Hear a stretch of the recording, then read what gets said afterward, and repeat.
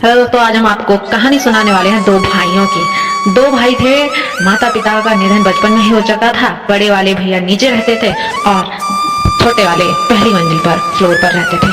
बचपन में साथ साथ खेले बड़े इसलिए था, लेकिन कब हम दोनों के बीच मनमुटाव बढ़ता चला गया, छोटी छोटी बातों में हमें पता ही नहीं चला।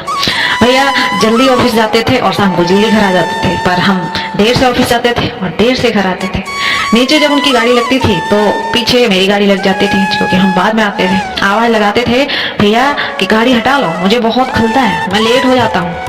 क्या कर रहे हैं हम दोनों, छोटी छोटी बातों पे विवाद लेते रहते हैं। मैं कभी कभी ये सोचता था, कभी कभी बच्चों को लेकर लड़ाई हो जाती थी, बहुत तेज बहस करने लगते थे कि बहुत सर चढ़ा रहे हो तुम बच्चों को, जिन बातों को वास्तव में कोई महत्व नहीं था। कभी कभी भैया नीचे से आवाज देते थे, डांटने लगते थे, बच्चों को समझाओ, फर्श पर कूद रहे हैं, आवाज आ रही है, नींद नहीं आ रही है, डिस्टर्ब हो रहा हूँ। मुझे बहुत खलता था कि भाई छोटी छोटी सी बातों को लेके कि बच्चे ही तो हैं, कूद रहे हैं तो कूद ही रहे हैं, इतने चिल्लाने की क्या बात है।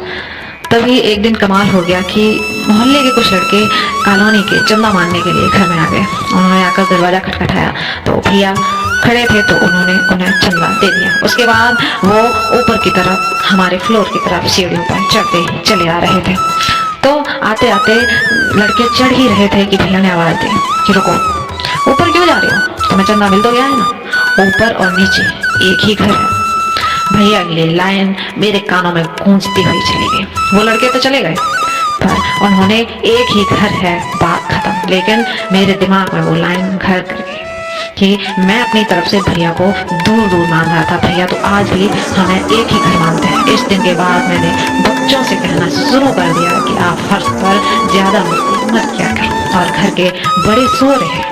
उस दिन के बाद मैंने सुबह जल्दी जाकर अपनी गाड़ी को बाहर से हटाना शुरू कर दिया, ताकि भैया ऑफिस के लिए कहीं लेट न हो जाए। इतनी छोटी छोटी सी बातें होती हैं और जिंदगी एकदम आसान हो जाती है और सब अच्छे लगने लगते हैं, और छोटी छोटी सी बातों को लेकर हम मन मुटाव बनाकर दूर होते जाते हैं।